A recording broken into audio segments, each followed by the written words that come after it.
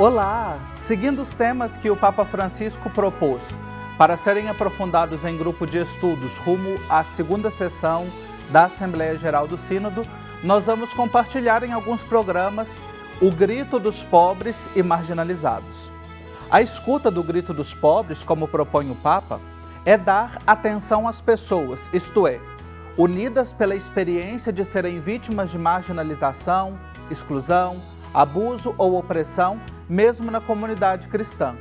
Para essas pessoas, receber uma escuta atenta é uma experiência profundamente transformadora de afirmação e reconhecimento de sua dignidade.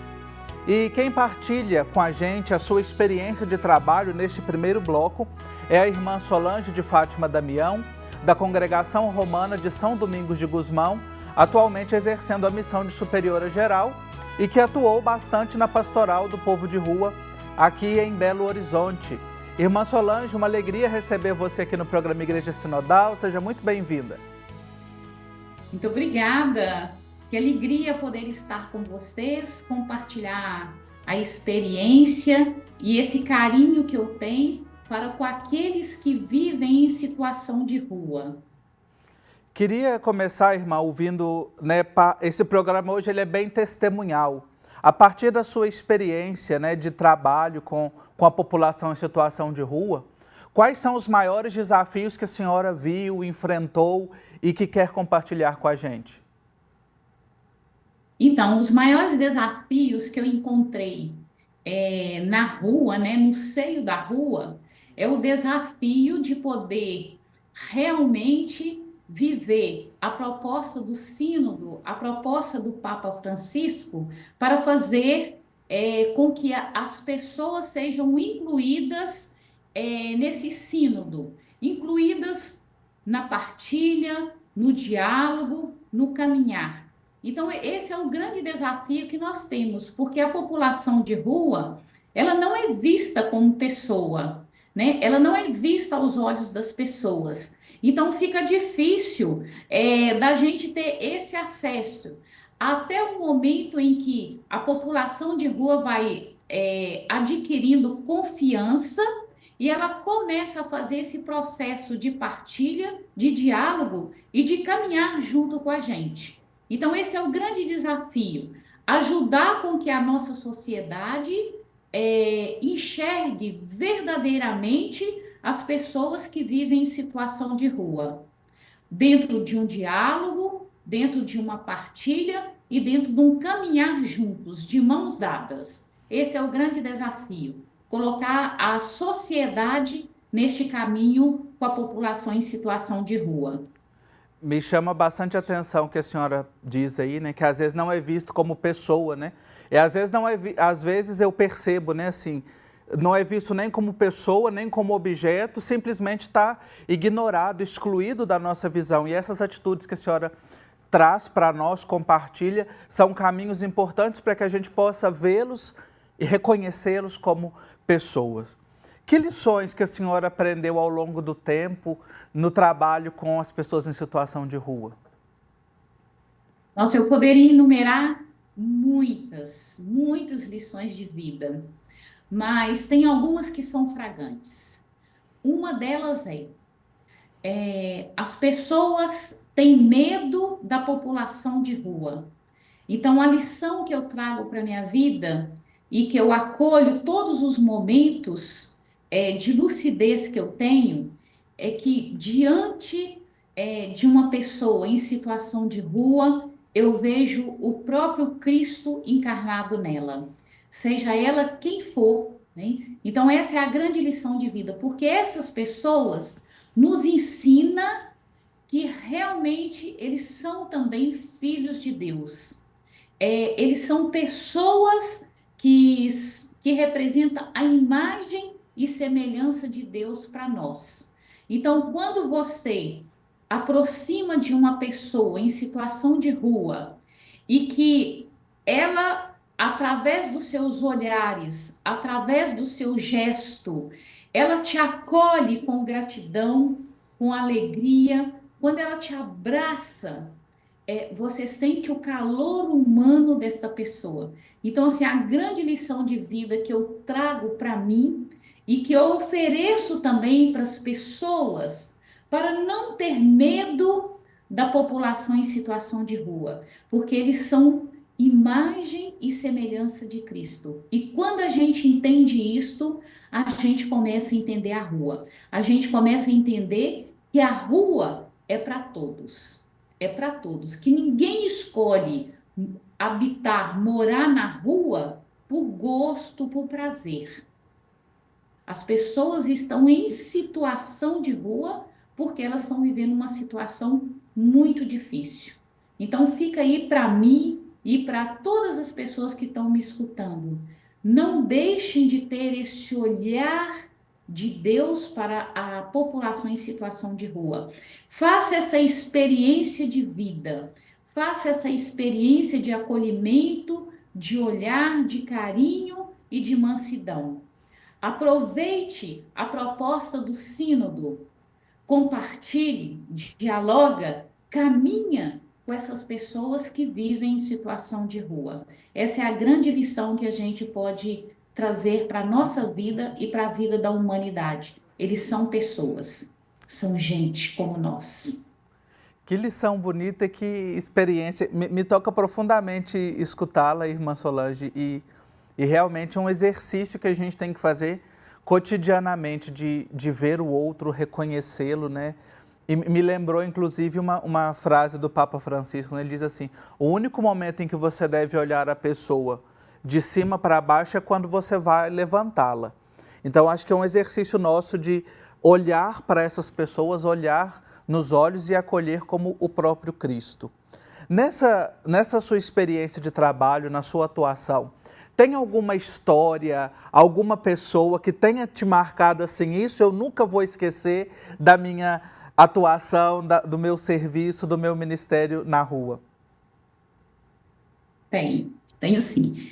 É, eu vou citar aqui a Lara, que é uma trans e ela trabalhou com a gente, continua trabalhando com a gente, né? Porque eu também não saí da rua ainda, eu estou na rua, né? É, Lara, ela conquistou um espaço, né? Um trabalho, conquistou a sua casa, pelo projeto Moradia Primeiro, né? Então, um dia caminhando na rua, a Lara teve uma recaída, mas quando ela me viu, ela me abraçou fortemente e ela falou assim: a única pessoa que, neste momento que eu posso confiar é você. Então, quando você oferece a confiança para a população em situação de rua, isso te dá uma alegria muito grande, porque as pessoas vivem num isolamento, numa exclusão, num descaso tão grande, e quando essas pessoas têm uma recaída, quando a gente não é preparado, quando a gente não sabe acolher, nós também podemos ser as primeiras pessoas a rejeitar a pessoa que recai. Então, assim, a Lara, ela me provocou realmente, porque às vezes a gente fica um pouco enfesado, triste com eles, né? Mas a Lara me provocou uma profundidade muito grande. A única pessoa que eu tenho confiança nesse momento é você. Então, assim, poder oferecer a confiança à população em situação de rua é um grande presente de Deus que nós temos. Então, eu gostaria que as pessoas confiassem em mim, mas para isto, eu também preciso confiar no outro. Preciso confiar que ele é capaz de cair uma vez, de levantar, de cair a segunda, a terceira, mas de levantar porque tem alguém que confia nele, tem alguém que confia nela. Então, para mim, essa é uma grande lição. Quando a gente confia e quando a gente pode fazer confiança ao outro.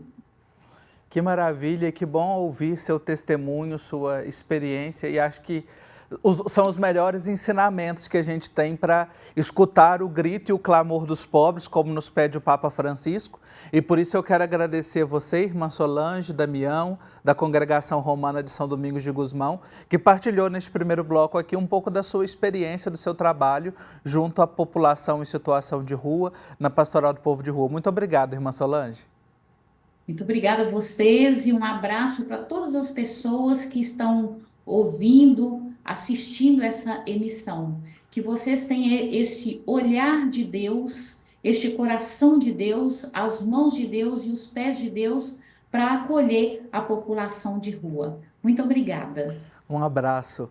E que bom a gente poder pensar diferente, olhar diferente e agir diferente a partir desses relatos, dessas experiências. Nós escutamos agora o relato da irmã Solange Damião e no próximo bloco, quem compartilha com a gente é o padre Wilson Gró, que é da Arquidiocese de Florianópolis, em Santa Catarina. Também vai compartilhar o seu testemunho de escuta do grito, do clamor dos pobres. Então fique aí, um intervalo bem rapidinho e já já a gente está de volta.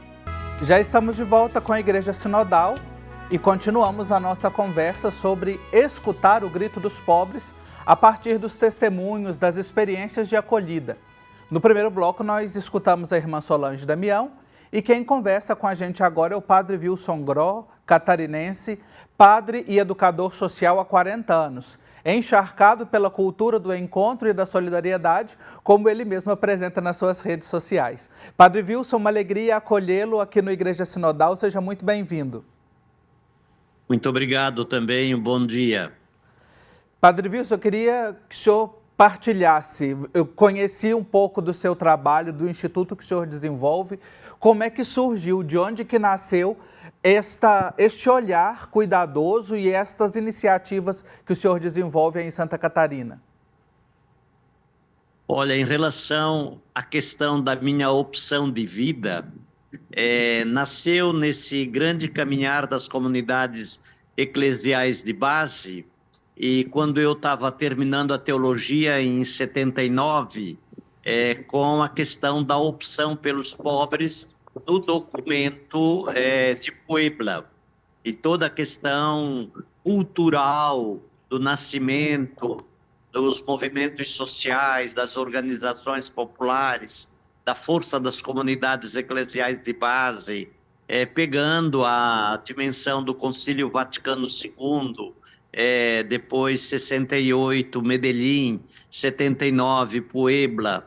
Então, nesse período de 81, quando eu me ordenei, eu escolhi um texto bíblico, que era o texto de Mateus 25, 31 seguintes: tive fome, deste comer, sede me deste beber, peregrino e me acolhestes, nu e me vestistes, tudo que fizeres ao menor de meus irmãos, a mim eu farei. Nesse período, então, eu me ordenei e morei um ano na catedral e depois pedi a permissão para ir para as periferias, até onde eu habito hoje, 43 anos, trabalhando nessa perspectiva a partir dos empobrecidos e lutando nessa perspectiva pelo direito, construindo as pontes, gerando justiça social, seguindo esse caminho junto às pessoas mais empobrecidas das periferias da grande Florianópolis, que é a área da onde eu atuo. Olhando a partir dessa bonita trajetória que o senhor partilha e este impulso que vem do Concílio Vaticano II, da Conferência do Episcopado Latino-Americano, nesses passos, as experiências das comunidades eclesiais de base, de que maneira que o senhor vê que o sínodo que a gente está vivendo hoje, o sínodo sobre sinodalidade, ele pode impulsionar para acolher, escutar e desenvolver trabalhos também, escolhas que valorizem as pessoas onde elas estão? Eu creio que se a gente pega alguns documentos agora do Papa Francisco e a questão que ele coloca uma igreja em saída e a dimensão profunda da Evangelho Gaudium, a Laudato Si, a Laudato Deum e a Fratelli Tutti, esses documentos nos inspiram cada vez mais naquilo que o próprio Papa diz. perseguir os caminhos das periferias geográficas e das periferias existenciais. Creio que o caminho da sinodalidade e de tornar a igreja cada vez mais laical e o mundo laico ser protagonista da vida da igreja e assumir essa perspectiva é um caminho fundamental para ir em encontro de questões cruciais, creio eu, frente à questão das crises climáticas e rediscutir aquilo que diz o próprio Papa Francisco, de uma grande conversão ecológica e da problemática hoje social, ecológica, olhar como pano de fundo esse grande grito da Mãe Terra e, ao mesmo tempo, dentro desse grande grito, o grito dos empobrecidos. E para nós, na América Latina e no Brasil, creio que 3 questões são fundamentais. A volta a uma rediscussão e uma aprendizagem com os povos originários. Um olhar profundo em relação ao processo da população negra e assumir compromissos nessa área. E a dimensão mais profunda de assumir o caminho com a juventude nesse país, de ampliar espaços e condições de oportunidades para que a juventude possa ser realmente protagonista. E aí penso que o Papa Francisco nos traz uma perspectiva fundamental nesse caminho, que é a questão da economia e a questão da educação, que são os 2 grandes pactos. Repensar uma economia da vida, onde a centralidade, e realmar essa economia novamente, ampliando perspectivas para a juventude, ela é fundamental, não?